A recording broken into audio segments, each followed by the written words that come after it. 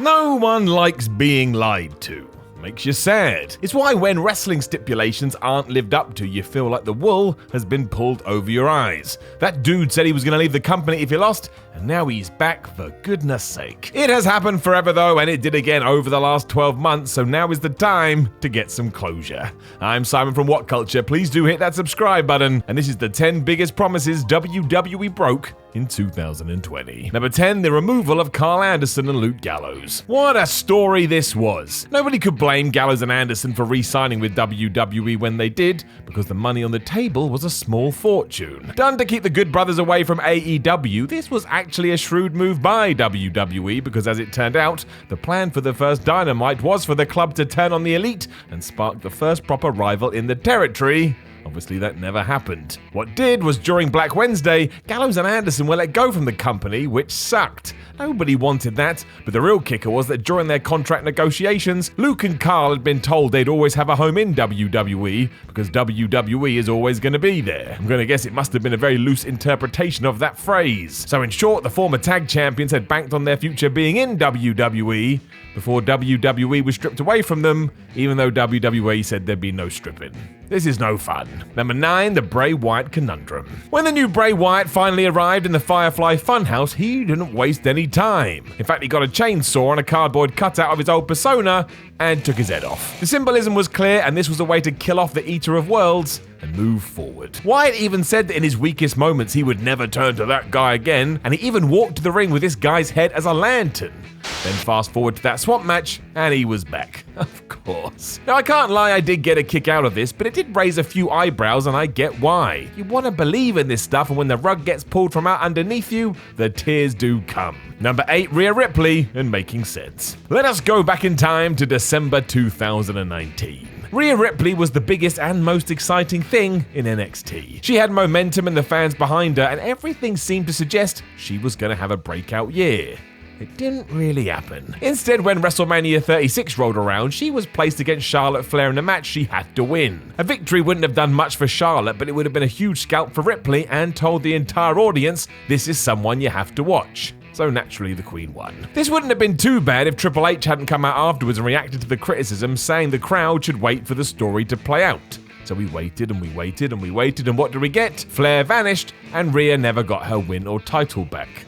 Awesome. To be fair to the game, it doesn't sound like it was all his fault. He likely did have plans to do this, but was overruled by the Raw writing team who didn't think Flair should lose. Maybe ever. Still though, it meant we had waited for some grand ending that we never got, and while Ripley will be fine because she's so good, it was still disappointing and not what anybody wanted. Number 7, Ciampa and Gargano will never wrestle again. I mean, this one shouldn't have been a massive surprise. Much like the loser leaves town match, 9 times out of 10, if we're told that 2 wrestlers aren't going to fight again, they're probably going to fight again. I don't know, it's wrestling, it's weird. On top of this, Tommaso Ciampa versus Johnny Gargano was so good they can kind of do whatever they want and get away with it. What happens when you raise the bar. It did spark some conversation though, because when we had the one final beat cinematic match, not only did it see Gargano embrace the dark side, but it also had Triple H, NXT's head honcho, say that this was the last time these guys would fight. The press releases also read that if they engaged in battle again, they'd both be gone from the promotion, meaning this was a match to enjoy and this was a match to savor. Then fast forward to the 1st of September, and they were back in the ring together. In a way to likely try and win some ratings, NXT put Gargano and Ciampa in the same match during a fatal 4-way to determine the new champion, and while it wasn't one-on-one, it still kinda popped your balloon if you had bought into the idea of them never warring again. And does it matter? No. But did it feel like a broken promise? Yes. And I bet my ass they go at it again at some point too. It's seemingly just what we do. Number 6, the blood and the guts. During a conference call following AEW Double or Nothing, which was pretty damn violent, Vince McMahon told his WWE investors that they would not be doing blood and guts and things of that nature. He went on to say that he didn't think TNT would put up with this level of violence, and while TNT then offered AEW a deal, the battle lines had been drawn. We knew which side of the fence both were on. And I get it too, McMahon has advertisers to please, so you also need to appease your shareholders. That's just what you do. It's business. It also, however, was not the case, because from this point on, the following happened in World Wrestling Entertainment. Shayna Baszler sunk her teeth into Becky Lynch's neck. Seth Rollins took out Rey Mysterio's eye. Braun Strowman was drowned. Randy Orton tried to murder both Edge by choking him to death with gym equipment and Bray Wyatt by setting him on fire, and Roman Reigns essentially killed his cousin through both mental and physical anguish. And now look, I love most of these and I'm all for pro wrestling trying something different, but I'm pretty sure a few of these could have been categorized as blood and guts, and whatever that brings with it. The burning of the Fiend especially. Even Booker T went on his podcast and asked where the arrest warrant was for Randy Orton.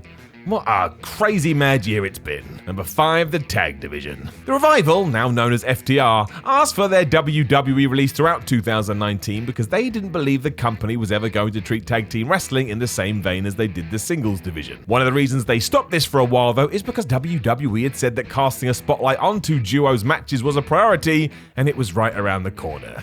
Well, here I am, and I'm still waiting. I'm gonna guess that the pair realized something was wrong when they had to pretend their penises were on fire after the Usos had snuck Usi Hot into their pants. And what a sentence that is. And this did feel a little bit like management had it out for Dash and Dawson or Dax and Cash, just because of how much they were inspired by old school tag team bouts.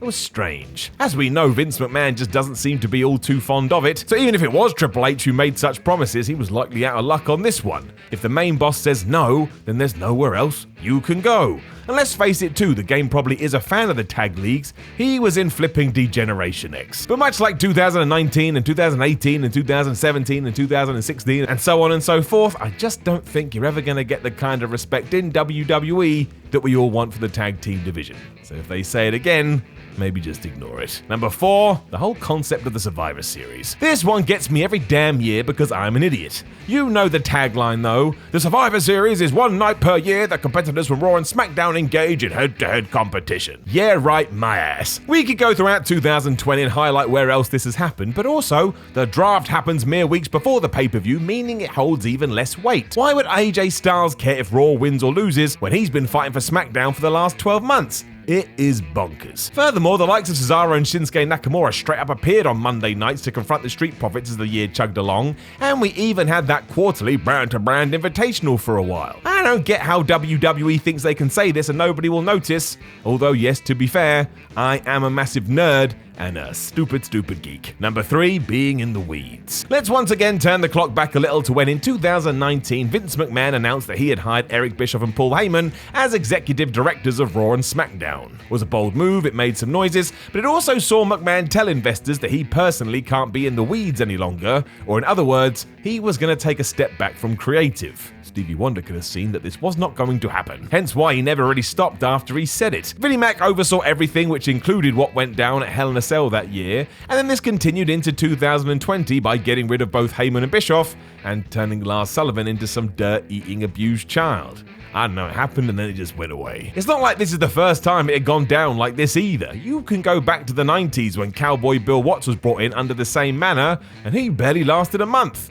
In short, if McMahon says he's taking a step back, it likely means he's about to double down on all of his efforts. Number 2, the Stephanie McMahon edict. Extreme Rules 2020, like most WWE pay-per-views throughout the year, was really good. Given they have an amazing roster, that shouldn't be a huge surprise. But Drew McIntyre and Dolph Ziggler had a great match, Seth Rollins and Rey Mysterio had that match, and Asuka and Sasha Banks don't know how to do anything but kick ass. They're really good. The latter did end after Bayley had put a referee top on, however, and countered the pin, and this isn't exactly kosher. As such, Stephanie McMahon reappeared on Raw the following night and said that she was making another clash between the pair, but this time, Bayley could not get involved, and if she did, Sasha would lose the title.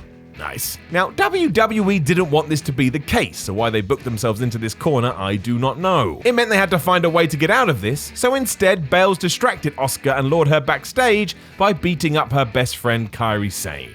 I don't know about you, but this to me felt like Bayley getting involved, but apparently it was fine. The term getting involved in the world of WWE actually means you have to use your hands, I guess.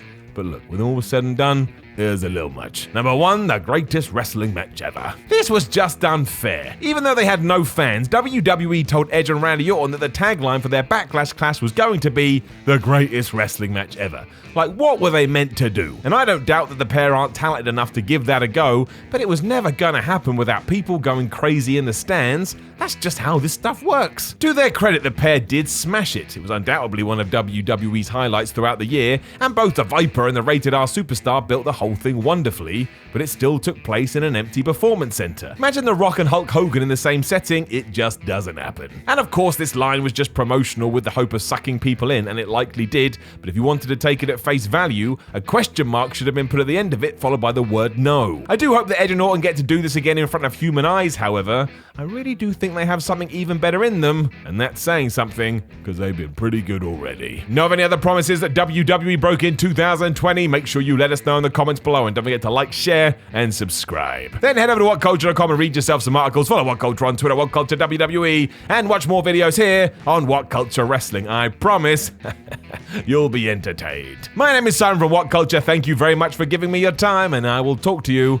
the next time you decide to click a video and you hear my voice. That's just how this works.